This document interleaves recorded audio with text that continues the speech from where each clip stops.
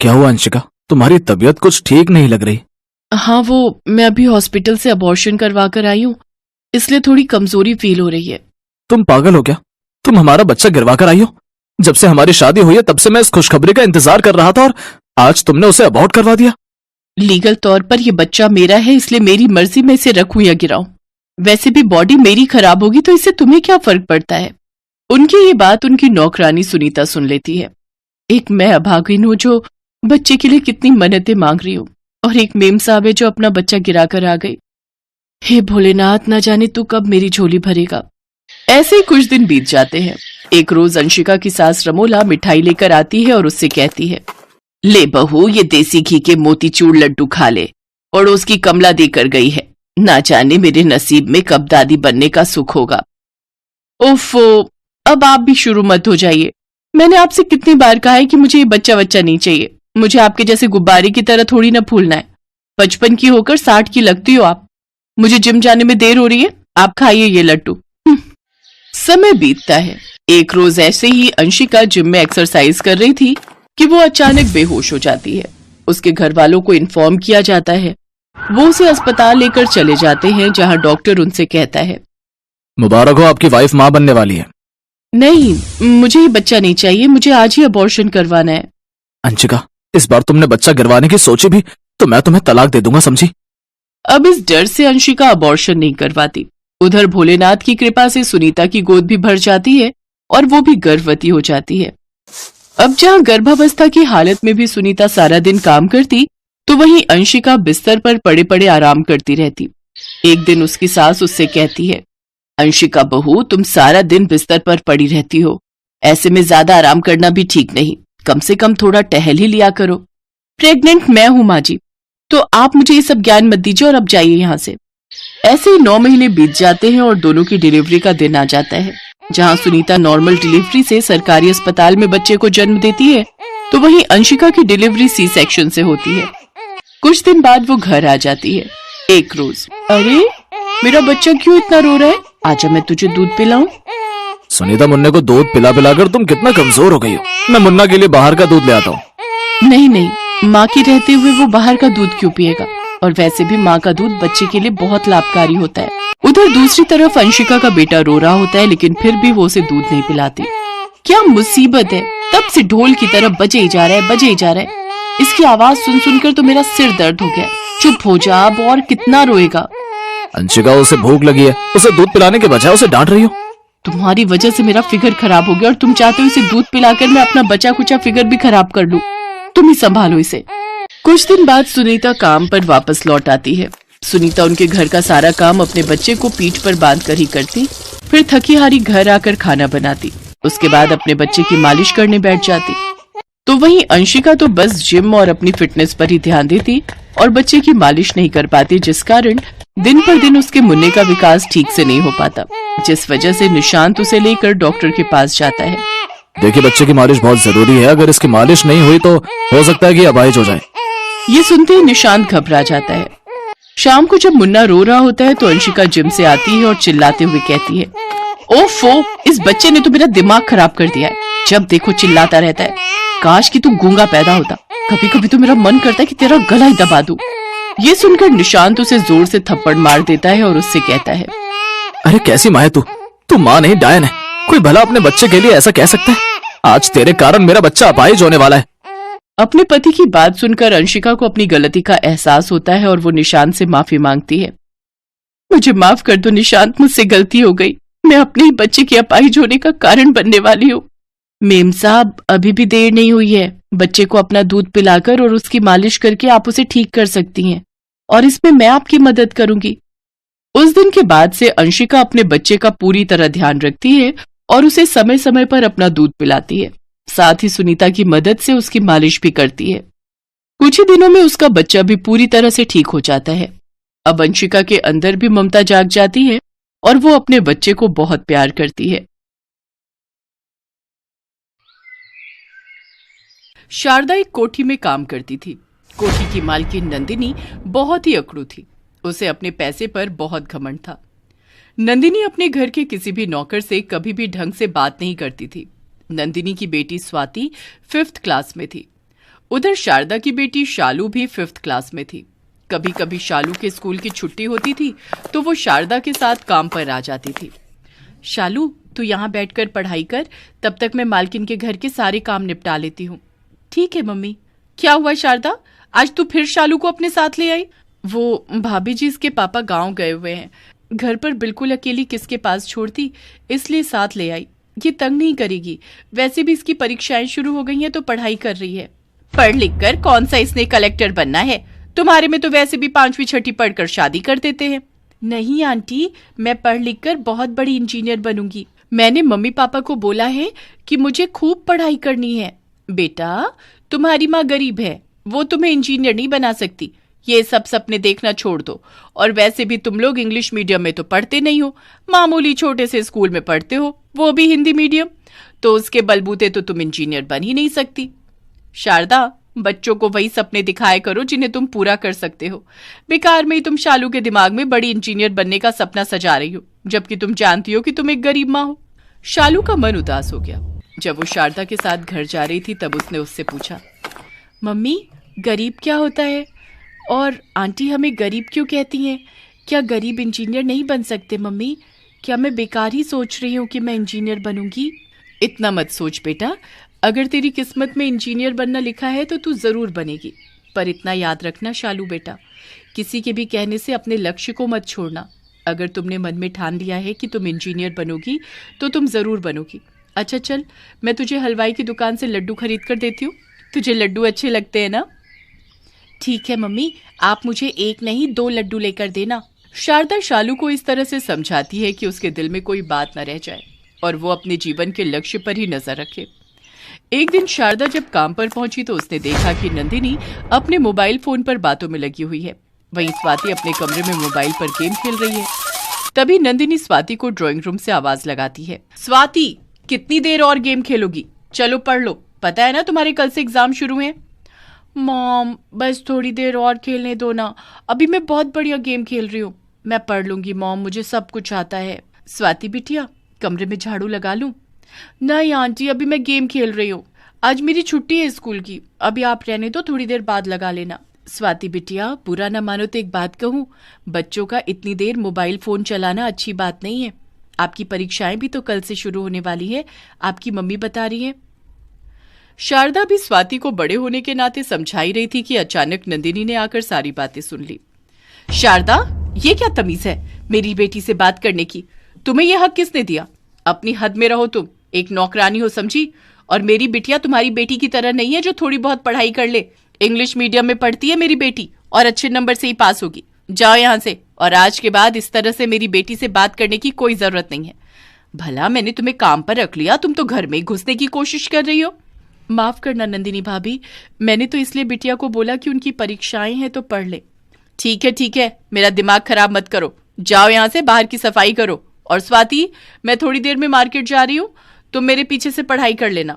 नंदिनी की यही आदत थी कि वो अपनी बेटी स्वाति पर ध्यान नहीं देती थी और इससे स्वाति की पढ़ाई पर असर होने लगा। फिर एक दिन, मम्मी मैंने कहा तो मुझे नहीं पता था कि मेरा मैथ्स का एग्जाम है, मैं भूल गई मम्मी।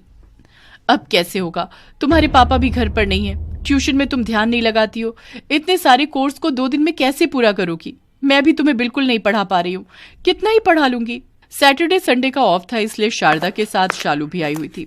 शालू के एग्जाम खत्म हो चुके थे। शालू नंदिनी के पास आई और बोली, आंटी, अगर आप कहो तो मैं स्वाति की हेल्प कर सकती हूँ, मेरे एग्जाम खत्म हो चुके हैं, मैं स्वाति को मैथ्स पढ़ा दूंगी।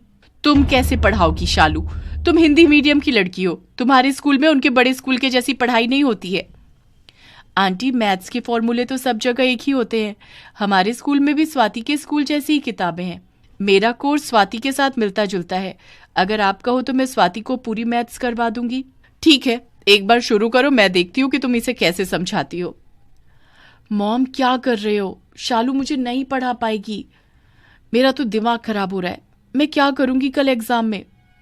एक बार पढ़कर देख लो, नहीं समझ आएगा तो करना फिर जैसे पेपर करने, मैं क्या करूं? शालू स्वाति को मैथ्स पढ़ाने लगती है। कुछ ही देर में नंदिनी देखती है कि स्वाति शालू से बहुत अच्छे से मैथ्स समझ रही है। ये देखकर वो हैरान रह जाती है। नंदिनी भाभी, चिंता मत करो, शालू मैथ्स में बहुत अच्छी है, इस बार उसके पेपर बहुत अच्छे गए हैं। उसकी टीचर कह रही थी कि वो गणित में बहुत अच्छे नंबर लेकर आई है। हाँ, मुझे दिख रहा है। स्वाति शालू से अच्छे से समझ पा रही है। शालू के पास 2 दिन का टाइम था। वो शनिवार और इतवार दोनों दिन स्वाति को खूब मेहनत करवाती है। शालू का दिमाग पढ़ाई में बहुत अच्छा था। उसके बताए गए तरीके से स्वाति मैथ्स को करती है। अगले दिन सोमवार को जब स्वाति पेपर देकर आती है तो वो बहुत खुश थी। मम्मी, मेरा मैथ्स का पेपर बहुत अच्छा गया है। आपको पता है, शालू ने मुझे एक एक चीज समझाई थी। मेरी ही सोच गलत थी। मैंने हमेशा शारदा को गरीब कहकर उसका कितना अपमान किया, पर आज देखो उसकी बेटी कितनी समझदारी से स्वाति को पढ़ा रही थी। मुझे शारदा से माफी मांगनी होगी। कुछ समय बाद स्वाति का रिजल्ट आ जाता है। स्वाति के मैथ्स में बहुत अच्छे नंबर आए थे। नंदिनी जानती थी कि स्वाति के अच्छे मार्क्स लाने में सबसे बड़ा हाथ शालू का है। शालू बेटा, ये मेरी तरफ से तुम्हारे लिए उपहार है। तुमने स्वाति की बहुत मदद की। ये लो तुम्हारे लिए लैपटॉप। तुम्हें इसकी बहुत जरूरत होती है ना, और तुम्हें इंजीनियर भी बनना है। ये तुम्हारे बहुत काम आएगा। Thank you aunty, thank you so much. Shalu के चेहरे पर जो मुस्कान थी उसका कोई मोल नहीं था। नंदिनी जानती थी कि शालू ने जो स्वाति के लिए किया वो भी काबिले तारीफ था। नंदिनी पैसे वाली थी। वो एक गरीब माँ की बच्ची का भविष्य बनाने में मदद कर सकती थी। एक गरीब की बच्ची का सपना पूरा होने में थोड़ी सहायता कर सकती थी। उसकी इसी सोच ने उस दिन से उसके व्यवहार को बदल दिया। अब कभी भी स्वाति को पढ़ाई में कोई परेशानी होती तो नंदिनी शालू को बुला लेती। नंदिनी ने देखा कि व्यक्ति अमीर या गरीब कुछ नहीं होता, व्यक्ति का चरित्र मायने रखता है। अच्छी संगत में रहने से बच्चे अच्छी सीख ही लेते हैं। स्वाति को बार बार पढ़ने के लिए कहा जाता था, पर आज वो भी शालू के साथ रहने से पढ़ने में अच्छी हो गई।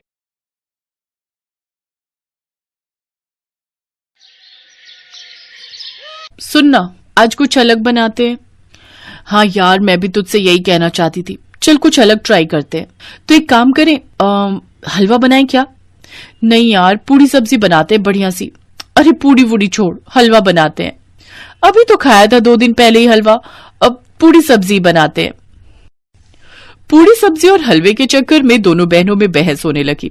पल्लवी हलवा बनाने को तैयार नहीं थी और मानसी पूरी सब्जी के लिए नहीं मान रही थी। इसी बात को लेकर दोनों बहनें रसोई के अलग अलग कोनों में मुंह फुलाकर बैठ गई। फिर थोड़ी देर बाद, अच्छा सुन, अब गुस्सा छोड़, चल पहले हलवा बनाते हैं और फिर तू वादा कर कि पूरी सब्जी भी बनवाएगी मेरे साथ। हाँ पक्का पक्का बनवाऊंगी। पल्लवी और मानसी जुड़वा बहनें थीं, देखने में बिल्कुल एक जैसी। दोनों आपस में खूब लड़ती थीं, पर एक दूसरे के बिना रह भी नहीं पाती थी। हर बार जब भी उनका झगड़ा होता तो थोड़ी देर की नाराजगी के बाद वो कुछ न कुछ करके बीच का रास्ता निकाल ही लेती थी। उस दिन भी पल्लवी और मानसी ने ऐसा ही किया। रसोई में हलवा भी बना और पूरी सब्जी भी। दरअसल दोनों ही बहनों को खाना बनाने का बहुत शौक था और दोनों वाकई बहुत अच्छा खाना बनाती थी। ऐसे ही हंसी खुशी वक्त बीत रहा था और फिर एक दिन, सुनना, मुझे तुझसे कुछ बात करनी है। हाँ बोल। यार वो ना, एक लड़का है, मुझे बहुत पसंद है वो। अच्छा, अरे वाह, अब नाम क्या है उसका? नाम तो नहीं पता, कभी बात नहीं हुई, बस आंखें मिलती हैं ना। वो कुछ कहता है और मेरी तो हिम्मत ही नहीं होती आगे से बात करने की। चल दिखा मुझे कहाँ रहता है वो। अरे जब मैं बाजार जाती हूँ ना तब मिलता है मुझे वो, रोज। क्या बात कर रही है? वैसे मुझे भी तुझे किसी से मिलाना है। मुझे भी एक लड़का पसंद है और कमाल की बात तो यह है कि मेरी भी उससे कभी बात नहीं हुई। बस तेरी तरह नजरों नजरों का प्यार है मेरा भी। अच्छा, तो तेरा वाला कहाँ रहता है? वहीं बाजार में। कमाल है ना। अगर ऐसा है तो अभी चल, आज दोनों से मिल ही लेते हैं। चल। दोनों बहनें फौरन बाजार पहुंची, लेकिन उन दोनों जुड़वा बहनों को साथ देखकर वहां खड़ा एक लड़का बेहोश होकर जमीन पर गिर पड़ा। उसके गिरते ही पल्लवी और मानसी दोनों उसकी तरफ भागी। थोड़ी देर बाद लड़के को होश आया तो लड़का बोला, आप दो हो? मतलब दोनों अलग अलग हो या मुझे कुछ हो गया है? मतलब अरे हम दो ही हैं, असल में हम जुड़वा बहनें हैं। तो मैंने किससे प्यार, मेरा मतलब है कि मैंने किसे देखा? हे भगवान, ये तो गड़बड़ हो गई। मुझे लगता था कि आप मुझसे प्यार करते हो और मुझे लगता रहा कि ये मुझसे प्यार करते हैं। ये तो भारी कंफ्यूजन हो गया। देखो, मैं सच्चे दिल से कहता हूँ कि मुझे आप दोनों से प्यार है। मतलब अरे ये कैसे हो सकता है? लेकिन अब क्या करें? पल्लवी और मानसी दोनों ही कवि से प्यार करती थी और कवि भी अनजाने में दोनों से ही प्यार कर बैठा। नतीजा ये हुआ कि कवि ने दोनों बहनों से एक साथ शादी करने का फैसला किया और दोनों बहनें भी इस बात के लिए राजी हो गईं। लेकिन अब समस्या ये थी कि कवि की कम तनख्वाह में घर का खर्च कैसे चले। दरअसल कवि अपनी माँ के साथ एक छोटे से किराए के घर में रहता था। काफी नानुकुर के बाद कवि ने अपनी माँ कमला को अपनी शादी के लिए मना लिया। और फिर शादी के बाद वैसे तो द्वार पर एक ही कलश रखा जाता है, पर अब मेरी दो बहुएं हैं तो तुम दोनों के लिए अलग अलग कलश रखा है मैंने। आओ बहुओं, गृह प्रवेश करो। जैसे पल्लवी और मानसी ने अपने पैर आगे बढ़ाए, ठीक उसी वक्त उनका मकान मालिक वहां आ पहुंचा। और फिर सुन कमला, ये सब नहीं चलेगा। मकान देते वक्त बस 2 लोगों के रहने की बात हुई थी। हाँ, पर लाला बेटे की शादी तो होगी ना कभी। हाँ होगी, मगर 2 पत्नियां भला कौन लेकर आता है। देखो, मैं 1 हफ्ते का वक्त देता हूँ। तुम चारों अपना बोरिया बिस्तर समेटो और चले जाओ यहाँ से, समझे? ये सब मेरे घर में नहीं चलेगा। मकान मालिक लाला बहुत ही खड़ूस आदमी था। कवि और कमला ने उससे बहुत मिन्नतें की, पर वो नहीं माना। और इस सब में बेचारी पल्लवी और मानसी के गृह प्रवेश की रस्म भी पूरी न हो सकी। 1 हफ्ते बाद चारों ने एक दूसरा मकान किराए पर लिया। और फिर वो लाला कितना खड़ूस था, उसने बहुत बुरा किया हमारे साथ। क्या हूँ, कितनी देर से देख रही हूँ तो कुछ बोल ही नहीं रही है। आखिर चल क्या रहे तेरे मन में? मुझे अपना मकान चाहिए जिसमें तू और मैं फिर से पूरे सम्मान के साथ गृह प्रवेश कर सके। हैं? ये क्या बोल रही है? अपना मकान? अरे हलवा या पूरी सब्जी थोड़ी ही है जो मिलके बना लेंगे। अरे वाह, क्या आइडिया दिया है तूने। अब तो हलवा और पूरी सब्जी बनाकर ही बनेगा अपना मकान, और हम दोनों मिलकर बनाएंगे। मानसी की बात पल्लवी को भी जच गई। दोनों ने कवि और उसकी माँ कमला को भी मना लिया। अब कवि अपनी फैक्ट्री में काम करता और उधर पल्लवी और मानसी ने मिलकर पूरी सब्जी और हलवा बनाकर बेचना शुरू कर दिया। दोनों के हाथों का स्वाद जल्द ही लोगों की जुबान पर चढ़ गया और उनके ग्राहक दिन दूने और रात चौगुने होने लगे। फिर कुछ साल बाद, आओ बहुओं, तुम्हारा अपने घर में स्वागत है। आओ गृह प्रवेश करो। दोनों बहनों ने अपनी मेहनत से अपना मकान खड़ा किया और फिर पूरे सम्मान और खुशी के साथ दोनों का गृह प्रवेश हुआ। खुशी के आंसू सबकी आंखों में थे, खास तौर पर कवि, जिसे आज अपने फैसले पर बहुत गर्व हो रहा था।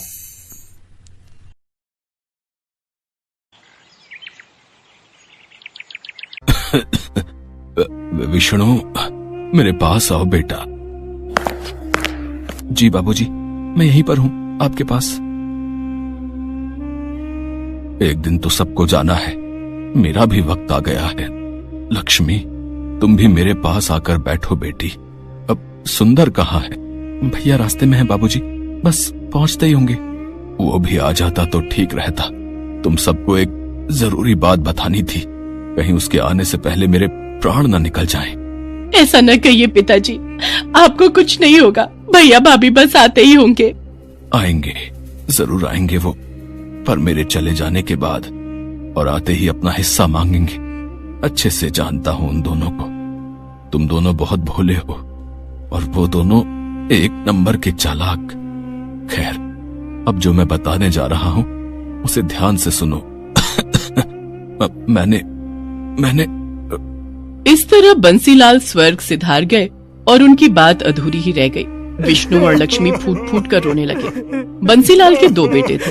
बड़े बेटे का नाम सुंदर और उसकी पत्नी मालती थी, जबकि विष्णु उनका छोटा बेटा था और उसकी पत्नी लक्ष्मी थी।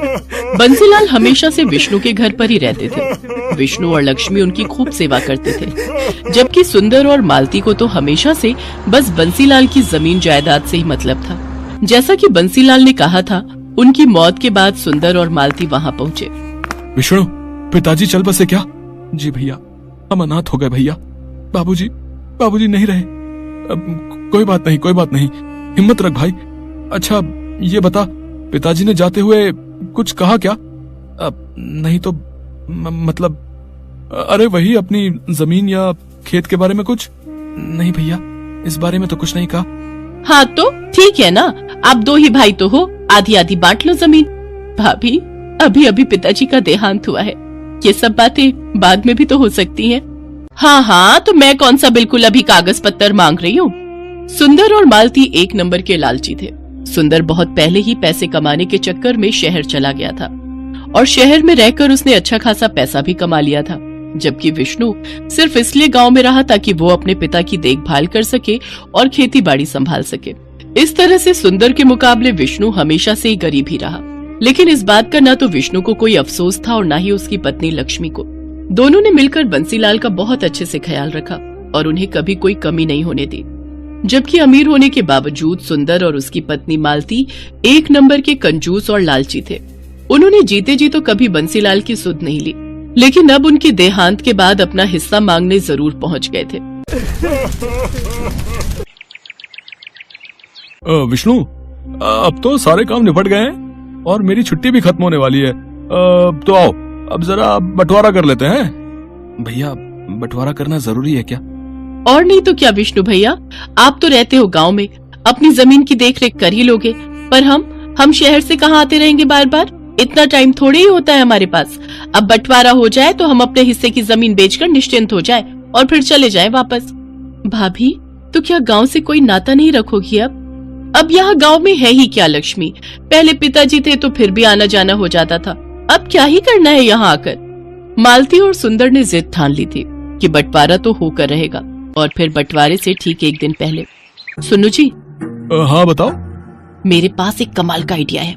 अगर हम कुछ ऐसा करें कि विष्णु अपनी जमीन भी हमें बेच दे तो कैसा रहेगा? पर वो अपने हिस्से की जमीन हमें क्यों बेचेगा? और हम क्या करेंगे इतनी सारी जमीन का भाई? हम क्या करेंगे मतलब? अरे सारी जमीन बेच बाच कर शहर में बढ़िया घर और चमचमाती गाड़ी लेंगे और क्या। पर ऐसा होगा कैसे भाई? मालती ने सुंदर को अपने दिमाग की सारी खुराफात बता दी। फिर अगले दिन सुंदर सुबह विष्णु से बोला, विष्णु, क्या कर रहे हो? खेत जा रहा हूँ भैया, बीज बोने हैं। अच्छा, तो तुम मेरे साथ तहसील नहीं चलोगे क्या? तहसील? वहाँ क्यों जाना है भैया? अरे वो पिताजी का मृत्यु प्रमाण पत्र लेकर जमीन अपने नाम ट्रांसफर करवानी पड़ेगी ना। ओहो, भैया आप ही देख लो ना ये सब। मुझे वैसे इन सब के बारे में क्या पता। चलो ठीक है, मैं अपने हिसाब से देख लूंगा। भोला भाला विष्णु सुंदर पर बहुत भरोसा करता था। आखिर दोनों सगे भाई थे। उधर मालती और सुंदर तो यही चाहते थे कि विष्णु उनके साथ ना जाए। मालती और विष्णु उस दिन तहसील के बहाने सारा दिन घूमते रहे और फिर शाम को अपने प्लान के मुताबिक वो घर में दाखिल हुए। अरे भैया भाभी, आ गए आप लोग? थक गए होंगे ना, पूरा दिन लग गया आज तो। अरे पूछो मत, पूरा दिन धूप में परेशान हो गए। और हासिल क्या हुआ? ढेला ढेला ही मिलेगा ना। पिताजी ने हमारे लिए कुछ नहीं छोड़ा। कुछ नहीं छोड़ा? मतलब पिताजी हमारे लिए इतनी सारी जमीन छोड़ तो गए है ना? अरे ये जमीन हमारी नहीं है लक्ष्मी। पिताजी ने बैंक से लोन लिया था ना 2 लाख रुपए का, जो उन्होंने चुकाया नहीं, और बैंक ने अब जमीन पर केस लगा दिया है। तब तक उनको पैसा नहीं मिलेगा। जमीन हमारी तो क्या, किसी के भी नाम नहीं हो पाएगी। पर भैया, पिताजी ने तो इस बारे में कभी कुछ नहीं बताया। अरे कैसे बताते? अगर वो बता देते कि जमीन गिरवी रखी है तो हम नाराज नहीं हो जाते? खुद तो चले गए और हमें भिखारी बना गए। कुछ भी हो भाभी, पर ऐसे तो मत बोलिए पिताजी के बारे में। अरे तुम चुप रहो लक्ष्मी, ये देख रही हो, ये बैंक का नोटिस है। इसमें साफ साफ लिखा है कि अगर हमने 1 महीने के अंदर 4 लाख रुपए नहीं चुकाए तो वो खेत की जमीन के साथ साथ हमारे घरों पर भी कब्जा कर लेंगे। हे भगवान, अब हम क्या करेंगे भैया? अब तो बस एक ही तरीका है विष्णु, 2 लाख तुम दो, 2 लाख हम देते हैं और जमीन बचा लेते हैं। भैया लेकिन अब इतना पैसा तो नहीं है हमारे पास। विष्णु और लक्ष्मी सुंदर और मालती की चाल में फंस चुके थे। वैसे एक तरीका है जिससे काम बन सकता है। हाँ, तो जल्दी बताओ ना। अगर ये दोनों अपने हिस्से की जमीन बेच दें तो काम बन सकता है। पर हम जमीन कैसे बेच सकते हैं? आप ही ने तो बताया कि जमीन पर केस है। हाँ, कोई और तो नहीं ले सकता, लेकिन हम तो ले सकते हैं। अगर तुम दोनों अपने हिस्से की जमीन हमें दे दो तो मैं अपने भैया से 2 लाख रुपए लेकर बैंक के पैसे चुका दूंगी, और फिर जब जमीन पर केस खत्म हो जाएगा तो उसे बेचकर अपने भैया के पैसे चुका दूंगी। भाभी, ऐसे तो हमारे पास जमीन ही नहीं रहेगी। अरे नहीं, ऐसा मत सोचो। वो नदी के पास अपना छोटा खेत है ना, ऐसा करो उसे तुम ले लो, उसी पर खेती करो। तुम मेरे भाई हो, इतना तो मैं कर ही सकता हूँ तुम्हारे लिए। बस एक वही ऐसा खेत है जो गिरवी नहीं है। मालती और सुंदर ने बहुत गहरी चाल चली थी। उधर विष्णु और लक्ष्मी सोच रहे थे कि उनके भैया भाभी ने उनका घर बिकने से बचा लिया है। फिर वैसा ही हुआ जैसा तय हुआ था। लक्ष्मी और विष्णु ने अपने हिस्से की जमीन मालती के नाम कर दी और खुद नदी के पास वाले खेत में खेती करने लगे। फिर कई दिन बीत गए। मालती और सुंदर सारी जमीन मिलने से खुश थे, तो विष्णु और लक्ष्मी भी अपना घर बच जाने की बात से संतुष्ट थे। लेकिन वो कहते हैं ना कि जो जैसा बोता है वैसा ही काटता है। एक दिन सुबह सुबह नदी के पास वाले खेत में। लक्ष्मी, लक्ष्मी, जल्दी इधर आओ। क्या हुआ जी? ये देखो, खेत में जुताई करते हुए मुझे क्या मिला। जुताई में विष्णु को एक लोहे का बक्सा मिला था जिसमें ढेर सारे सोने के सिक्के भरे हुए थे। तो वहीं दूसरी तरफ ठीक उसी वक्त शहर में मालती के घर की घंटी बजी। ये घर सुंदर का है? जी हाँ, आप कौन? हम लक्ष्मी सागर बैंक से आए हैं। आपके पिता बंसीलाल ने 4 लाख रुपए का लोन लिया था हमसे, और उन्होंने उसकी सिर्फ 3-4 किश्तें ही चुकाई हैं। हम गांव में आपकी खेती की सारी जमीन अपने कब्जे में ले चुके हैं और उसकी नीलामी करेंगे। अगर आप चाहते हैं कि हम ऐसा ना करें तो आपको सूद समेत कुल 9 लाख रुपए भरने पड़ेंगे, वो भी 3 महीनों के अंदर। सुंदर आए तो उन्हें ये बात बता देना। मालती को समझ नहीं आ रहा था कि आखिर ये सब क्या हुआ और कैसे हो गया, लेकिन सच तो यही था कि अब जाकर हुआ था असल मायने में बंटवारा। जिसने जो बोया था वही उसे मिल रहा था।